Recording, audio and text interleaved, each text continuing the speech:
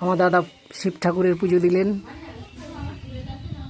পুজোর পরে আমি প্রসাদ খেলাম। যদি আমাদের বাবা শিবকে সবাই ভালো লাগে তাহলে লাইক করো, সাবস্ক্রাইব করো। তোমাদের ভালোবাসায় আমি অনেকখানি এগিয়ে এসেছি, আরও ভালোবাসা দিও, এটাই আশা করি।